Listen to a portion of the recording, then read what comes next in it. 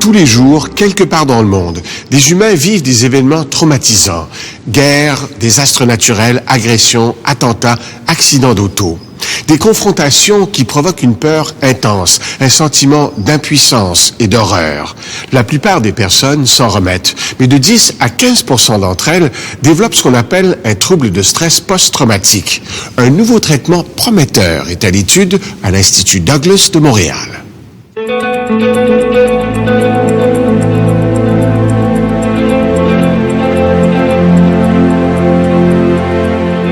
C'était il y a 10 ans, un soir de novembre. Une autoroute, de la pluie verglaçante. Virginie Gentes aperçoit un gros camion immobilisé au beau milieu de la voie. Quand j'ai freiné, vraiment, je me suis mis à déraper. J'ai vraiment tourné et tourné. Puis moi, je fonçais en fait directement sur la boîte comme d'une vanne qui bloquait l'autoroute. Je m'alignais vraiment pour passer en dessous. J'ai comme donné un coup de volant et le hasard a fait que j'ai comme juste accoté finalement de côté dans la vanne au lieu d'arriver en passant en dessous. Là. Mais un deuxième camion surgit et vient percuter de plein fouet le poids lourd déjà immobilisé. Virginie voit le conducteur mourir, écrasé. Après, quand on était dans l'ambulance, il y a un policier qui est venu me voir pour me dire que s'il y avait quelqu'un qui ne devait pas être là, c'est moi. Il ne comprenait pas comment j'avais fait pour ne pas passer en dessous de la vanne. C'est là qu'ils nous ont parlé en fait de l'état du monsieur qu'ils ont retrouvé. Que, finalement, à un moment donné, ils ont juste sorti une jambe du monsieur.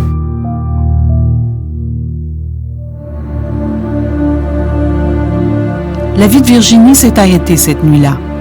Flashback, perte de sommeil, arrêt de travail. Ces images sont restées figées dans sa tête. Elle souffre du trouble de stress post-traumatique. Antidépresseurs, thérapie, rien ne la soulage. Des gens qui ont côtoyé la mort, Alain Brunet en a rencontré des centaines. Chercheur à l'Institut Douglas, ce psychologue est une sommité dans le domaine du trouble de stress post-traumatique. Ses travaux pourraient bientôt bouleverser la façon traditionnelle de traiter les victimes d'événements traumatiques.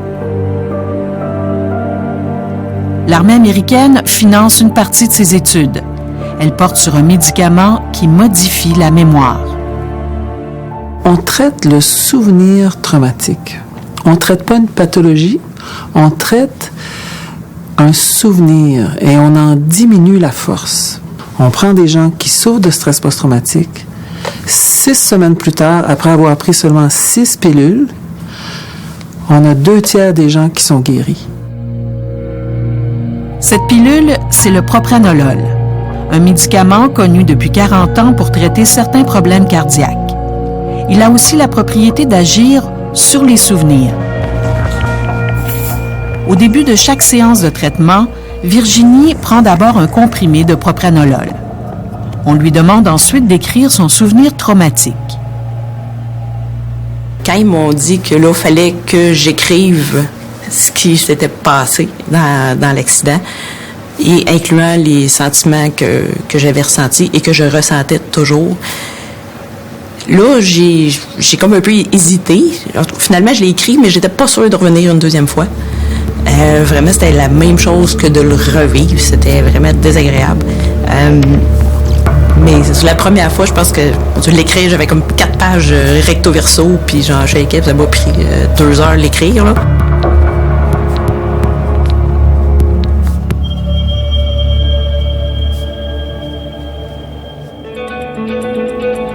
Après avoir écrit son histoire, des mesures physiologiques confirment le niveau de détresse de Virginie.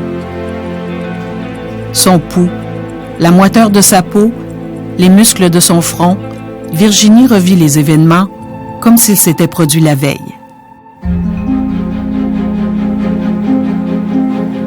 Lorsqu'un souvenir se grave dans notre mémoire, 2 parties du cerveau entrent en jeu simultanément, l'amygdale et l'hippocampe. C'est le centre de contrôle des souvenirs. L'hippocampe retient les faits, c'est la mémoire épisodique. L'amygdale retient les émotions rattachées aux événements, c'est la mémoire émotionnelle. Si un événement émotionnel vaut la peine d'être retenu, l'amygdale et l'hippocampe sauvegardent le souvenir dans la mémoire à long terme.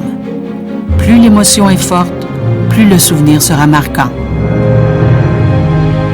Si je vous demande ce que vous avez mangé pour dîner mercredi passé, à moins que ça ait été très bon ou très mauvais, vous vous en souvenez pas.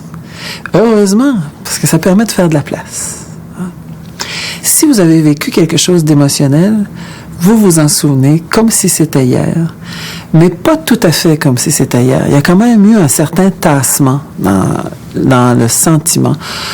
Si vous vous remémorez un souvenir important, vous revivez une partie de l'émotion qui était rattachée, mais de façon moins intense. Chez les victimes du trouble de stress post-traumatique, le souvenir n'arrive pas à s'adoucir avec le temps. Mais la recherche des dernières années a démontré qu'au moment où l'on se rappelle un souvenir, il est possible de le modifier. C'est grâce à des expériences sur des rats que Karim Nader de l'Université McGill a découvert qu'un souvenir est malléable lorsqu'il sort du classeur de la mémoire.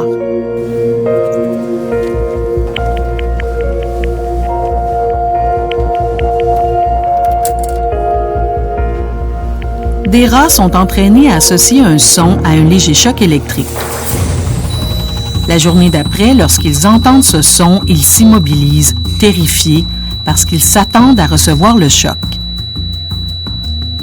The experiment we did in rats showed that memories can be restored when recalled. Nous avons démontré avec des rats qu'un souvenir peut être déverrouillé et malléable lorsqu'il est remémoré. So we had animals learn to fear a tone. Les rats ont appris à avoir peur d'un son.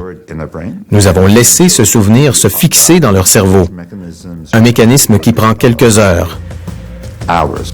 On savait qu'il y avait des médicaments efficaces pour bloquer le stockage d'un nouveau souvenir. Donc, on pouvait utiliser ces médicaments pour empêcher qu'un ancien souvenir soit fixé à nouveau. Certains rats reçoivent alors du propranolol et d'autres rats un placebo. À l'écoute du signal sonore, les rats qui ont reçu le propranolol montrent beaucoup moins de peur. Ceux qui ont reçu le placebo sont toujours terrifiés.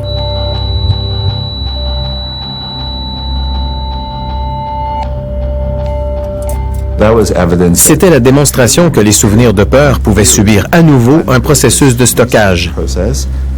The prediction should be based on the rodent work. Selon nos expériences avec les rats, on pourrait donc atténuer la partie émotive du souvenir. We're just trying to bring down the. On essaie de diminuer l'aspect émotif trop intense avec lequel le cerveau a de la difficulté et l'empêcher d'être reclassé.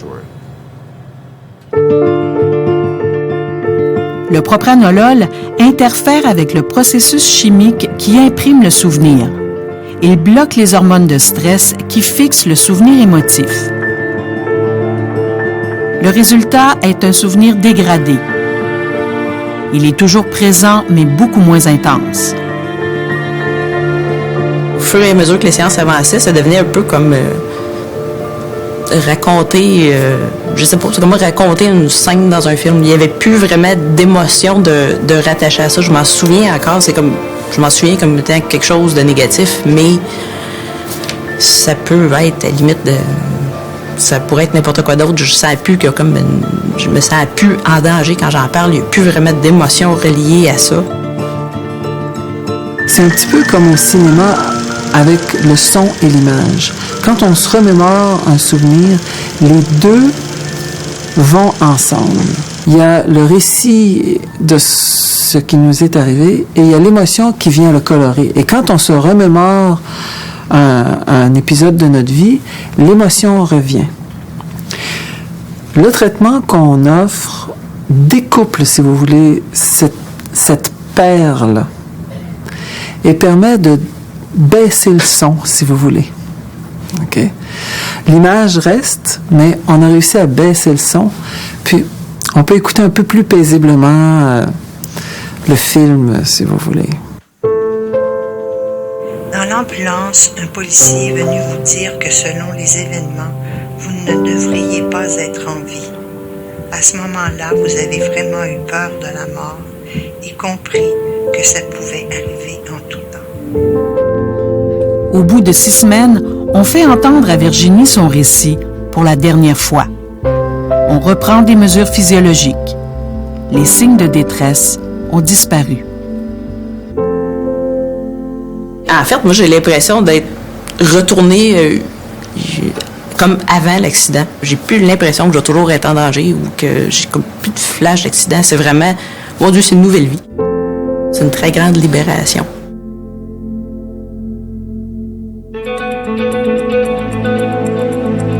Alain Brunet voit bientôt le jour où ce traitement pourrait être offert au grand public. Il termine une série d'essais cliniques très prometteurs.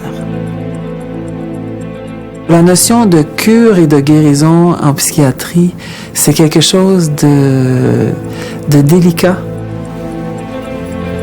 On pense qu'on pourrait peut-être avoir obtenu une des premières cures, sinon la première cure en psychiatrie qui s'appuie sur un agent pharmacologique. De plus en plus, on commence à utiliser le médicament d'une façon différente pour essayer de réparer le cerveau au lieu de juste compenser pour les symptômes. On a vraiment l'impression qu'on est sur le bord d'une mini-révolution en psychiatrie.